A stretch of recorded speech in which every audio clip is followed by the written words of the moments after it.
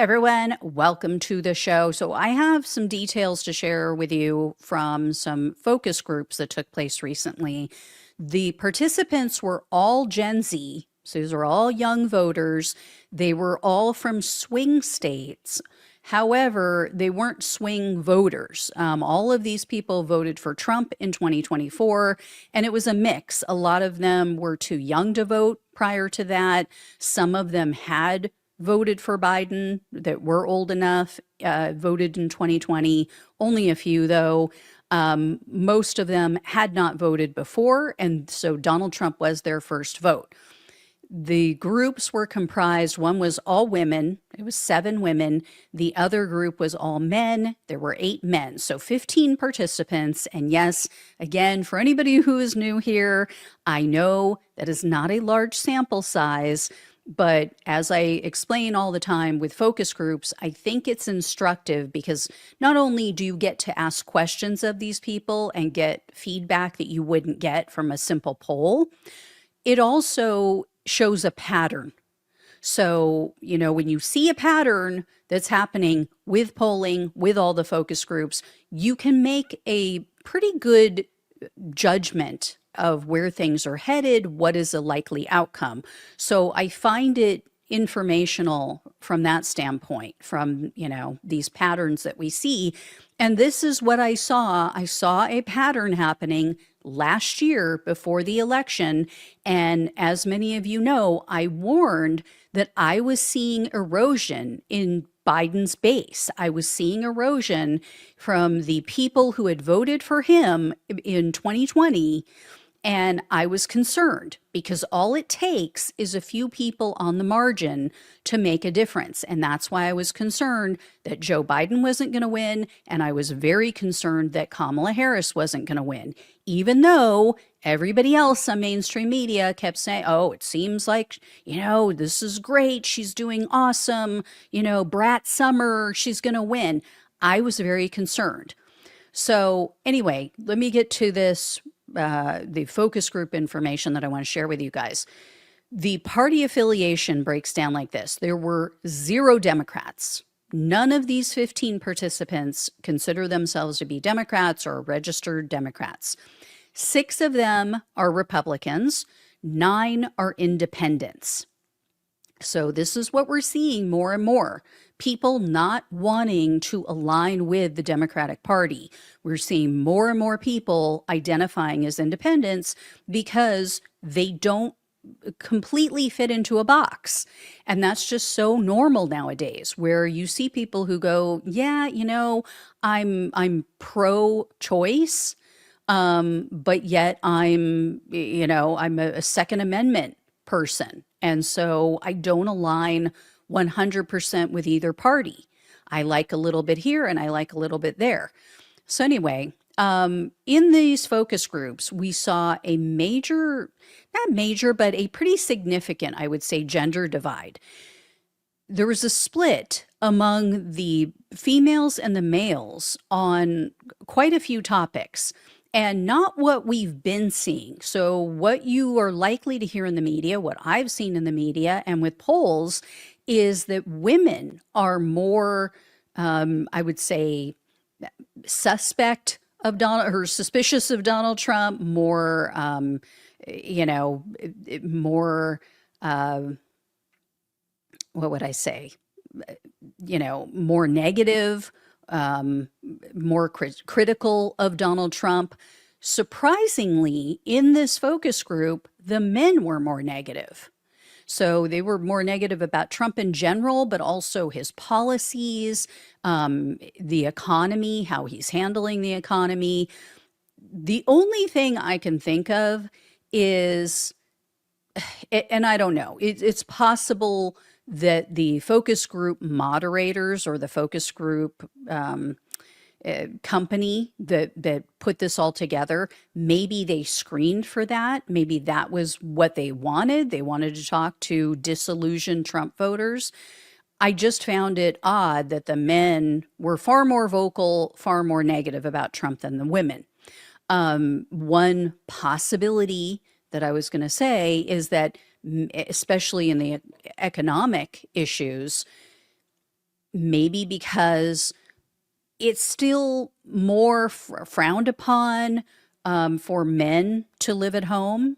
You know, I know a lot of young men do live at home, but I think it's more acceptable on a societal level for women to live at home until they're 25, 30, or even older. Whereas with young men, you know, society looks at that and goes, oh, be a man. You got to get out there. You got to be out on your own. And I mean, to be fair, what guy wants to bring a date back to mommy and daddy's house, right? So it's possible that these young men are feeling the economy more because they are out on their own. They're covering their own living expenses. I don't know that for a fact. It's very likely that all of these 7 women are also out on their own. I just don't know. I just found that it was very odd that the men were more critical on the economic issues than the women. Um, and I was really shocked to hear the men's thoughts on Trump's deportation efforts, because it's typically in the focus groups that I've been listening to, the women are the ones who are more compassionate and express more concern about Donald Trump's immigration policies, how ICE is going about their jobs. So take a listen to, I have some videos to share with you guys. Take a listen to what one of the men had to say. And this is specifically, let me turn on my volume. This is specifically about his immigration policy. It was just the speed of tackling like immigration. I think that there would have been a more progressive and long-term solution than just immediately handling it the way aggressively as it was. So, like I said, that is very odd. And that's a guy who was one of the most conservative in the group. He is one of the few who considers himself to be a Republican. So he said he is very conservative. So I was very shocked by that. The women also brought up this topic, just not as much, like I said, or there was more of a mix, I should say, whereas the men pretty much across the board were turned off by the way Trump's handling this. So, for example, with the women, here's what one of the Gen Z voter females had to say why she disapproves of Trump's presidency so far. And she is an independent. She is not a Republican. She considers herself to be an independent. So check this one out. Approve of how he's doing with the economy and things like that, but I don't approve of how certain situations are being handled with deportation. I don't feel like you could be pro-life for one thing, but not pro-life for a different. Yeah, I mean, I agree with her, right? So she was explaining why she disapproves of Donald Trump's presidency so far. And that's what she had to say. Here's the thing, like, you listen to that and you go, wow, you know, she's very reasonable, right? Not so much. They also asked them, why did you vote for Trump over Harris? Like, what was it that made you think that Donald Trump was the better candidate? Here's what she had to say about why she picked Trump over Harris. Has more established relationships. He also had a political background, and he had more conservative values than Kamala did. Yeah. Yeah. So I mean, where do I even start? The reality show host, the failed businessman who's been married 3 times, has cheated on all of his wives, like, who has been found liable of sexual assault that the judge called rape, has been accused by more than 24 women, one of whom claims that he assaulted her at Jeffrey Epstein's home when she was only 13. That's the guy who, number one, has a greater political background than Kamala Harris and more conservative Christian values. Yeah. Trump had more experience in politics than the woman who was literally a deputy district attorney, then became a district attorney, then was elected to be the attorney general of the most populous state in the country, California, and who then was elected to be a state senator for that same state, for California, and then went on to be elected as the vice president of the United States. But Trump has more of a political background. And, you know, what, she's been married once, right? and has never cheated on her husband to anyone's knowledge. But Trump is more conservative. He's more Christian. This is why low information voters back Donald Trump. They also asked about the whole thing that went down with Jimmy Kimmel and how the FCC pressured ABC to take him off the air. So they played a clip of of what Jimmy Kimmel said first. Then they played the video of Brendan Carr on Benny Johnson's show, where he's literally threatening, like, oh, we can do this the hard way or the easy way, blah, blah, blah. I'm happy to report that most of these people, most of these Gen Zers, were opposed to the government imposing their will and shutting down freedom of speech. I was shocked to hear that a lot of them were okay with it, though. And you absolutely have to hear what this one fascist Kool-Aid drinking boozer had to say. I'm going to warn you guys up front. You're going to be screaming at your computer or your TV or your device. This is very upsetting on so many different levels. I'm going to play it for you, and then we'll go through all the obvious points of the hypocrisy and fascism. So take a listen. Please sit down before I play this.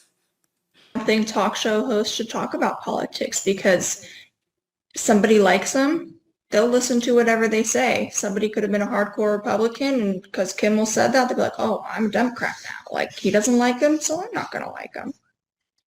So it's kind of like,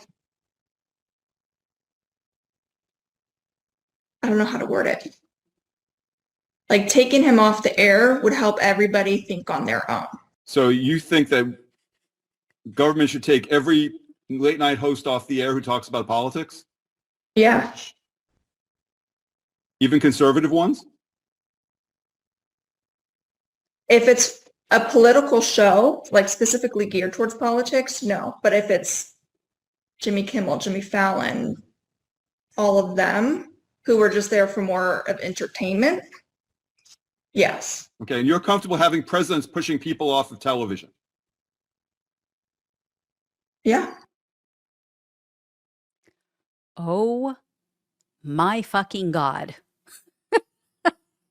I mean, you heard the moderator push back on her a bit. Not nearly enough. I mean, let's go through this point by point. First of all, she says, you know, oh, she believes in free speech, but not if it's something that might take voters away from Trump. I mean, she literally says, like, oh, could be a hardcore Republican, and then they listen to Jimmy Kimmel, and then they go, oh, well, I like him, so I'm gonna vote for Democrats. I'm a Democrat now. Oh my God! Like, first of all, no hardcore Republicans are going to be watching Jimmy Kimmel's show. Okay. Second of all, so what? So what?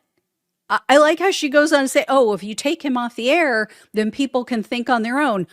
No, dumbass. Thinking on your own means you get information from everywhere, not just who the government will allow you to hear it from, and then you make your own decision. She's so oblivious, so ignorant to her own hypocrisy, her own lack of understanding of what fascism is and what freedom of speech means.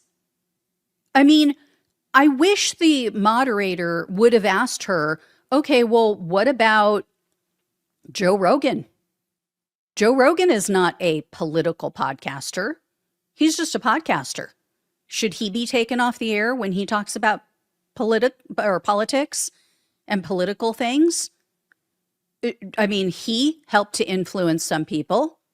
He helped to influence some of the people in these focus groups, right? What about Theo Vaughn? He's a comedian. He's not a politics guy. Should he be taken off the air because he influenced some young people to vote for Trump? Should Andrew Schulz be taken off the air? I mean, she is so freaking clueless. It's scary. It is absolutely terrifying that there are people out there this ignorant and this biased, and they don't even see it. Like, freedom of speech means freedom of speech, period. End of story. I don't care what it is. And anybody on the right watching this, yeah, I mean you too.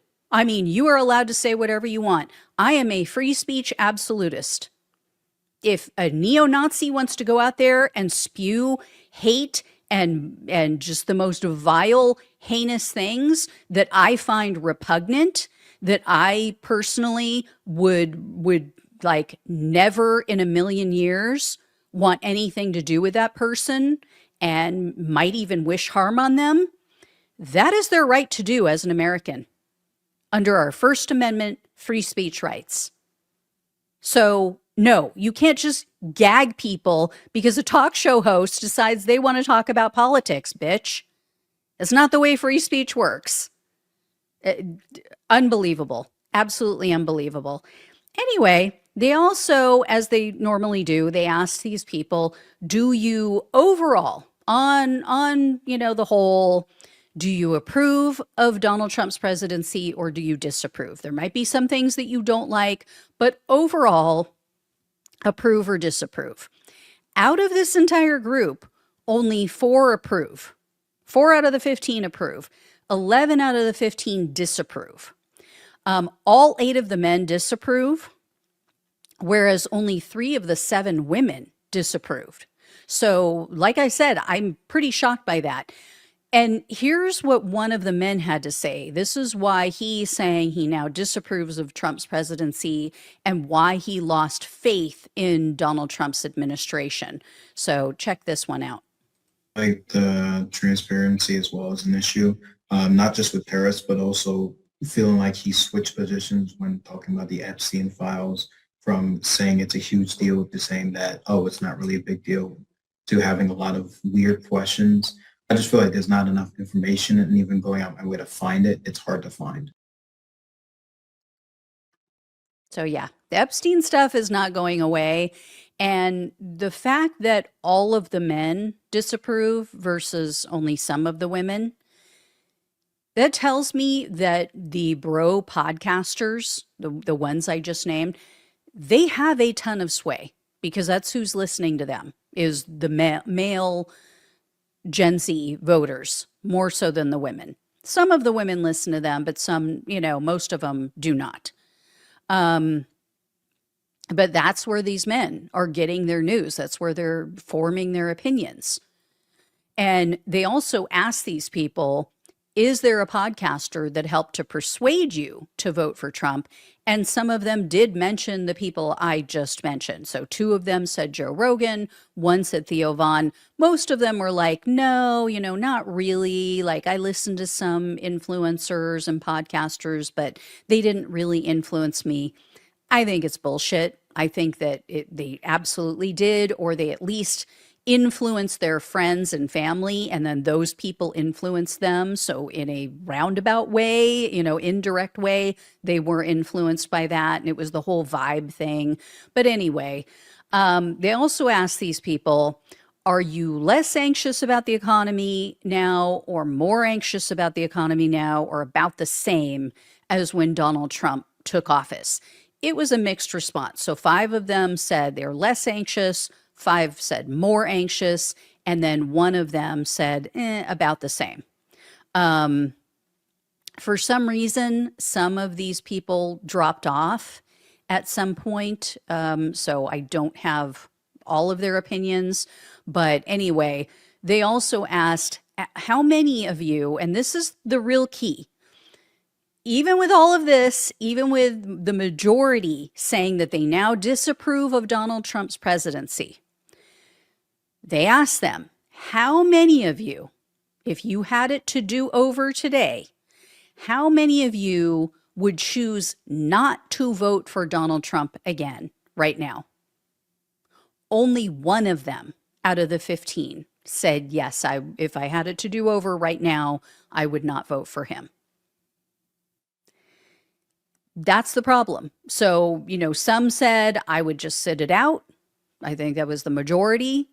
But this is just because they're pissed off at Trump, just because they are not, feeling it, they're not experiencing his great golden era in America, they're not running back to the Democrats. In fact, they all had very negative comments about the Democrats because they asked them, give us a word or a phrase that describes the Democrats, and then they did the same with the Republicans. They had a lot of negative about the Republicans as well, but there was more positive about the Republicans than the Democrats. So a couple of things that the Democrats really need to overcome to win people back is, number one, they have to show that they're fighters and not, oh, look, we're fighting Trump. Oh, look, we're fighting the Republicans in Congress. They have to prove that they are fighters for the American people. Now, they're somewhat doing that with this shutdown, although I have very mixed emotions about the shutdown. I don't know why we're trying to save Republicans and Trump from themselves. Why are we trying to get them? I get it. I get people are in danger of losing their health care, of, having their rates double, triple, whatever the case may be. I think the average that the Kaiser Foundation came up with was something like an 18% increase year over year that people are going to get slapped with. I get it. I do not want that for the American people. I don't care what party they're part of. I don't care if you're left, right, center, whatever. I don't want to see people suffer. I don't want to see people struggle, lose their health care. At the same time, the Democrats are trying to save them from themselves. They chose this. The Republicans pushed through the big but ugly bill without any input from the Democrats. So at some point, you have to let people experience the consequences of their actions, meaning their votes. So anyway, yeah, I do think the Democrats have to put up somewhat of a fight to show, look, we care about this. We're trying to help you. And then at some point, they're going to have to back off and open the government back up because that is also hurting people. And hopefully that will make a difference. I'm hoping that because people like Marjorie Taylor Greene are coming out and siding with the Democrats in a lot of ways, that it will show people on the right, it will show Trump voters that, hey, this isn't a partisan issue. This is going to affect everybody. And in fact, according to the Kaiser Foundation, it's going to affect Trump voters even more than Democrats because the majority of hardworking Trump voters are the ones who are going to see their premiums skyrocket. They, more than Democrats, are on the Affordable Care Act. They have a plan through their state that is administered through the Affordable Care Act, whether they know it or not. So anyway, guys, like I said, Democrats are going to have to show that they're fighting for the American people on their behalf. They're also going to have to show that they are different than the Republicans, that they do not side with big money, that they are willing to buck that system and to go it alone and not take dark money and PAC money and all of the rest. They're also going to have to show that they are different than the Republicans when it comes to APAC and when it comes to Israel, which is kind of one and the same. So I don't know what it's going to take, but right now, like the Democrats just have this stink on them of being like, you know, the party of the weaklings, the party of the grifters, the party of the elites and of big money. And now I know a lot of you are sitting there like I am going, but that's the Republicans too. Like, I get it. The Republicans are just better messengers. They all have their talking points and they stick with them and they're better at it. Democrats, again, it goes back to not being wimps. It goes back to, yeah, sweep the leg, take the nut shot, go for it. Just do whatever you have to do. To hell with the norms, to hell with sounding proper and prim and, you know, having your talking points crafted for you by, you know, the political class and these groups that tell you, you know, what the focus groups say and what you should and shouldn't say and how to maneuver and how to frame things. Just talk. Just speak from the heart. Say what you have to say. Be passionate if that's what you feel. If that's truly where your heart is, say it. And if you know, fuck comes out of your mouth because you are so passionate, let it fly. I mean, they just have to start acting like normal human beings. And if you don't care, if you honestly are a Democratic representative and you just don't have the passion to speak honestly and openly and advocate for the American people, then get the hell out of Congress. You don't belong there. We need actual human beings who give a damn. So anyway, I will have more for you guys because number one, there was another focus group that I still haven't had a chance to cover for you, but also I'm going to have more of the videos from this Gen Z focus group. I'll have more of their complaints about Trump in upcoming FAFO videos, so keep an eye out for those. All right, thank you all so much for watching and listening. Please like, please share, and subscribe. Please donate if you possibly can. It really helps to keep the show going. Greatly appreciate it. Love you all. Take care. Talk with you soon.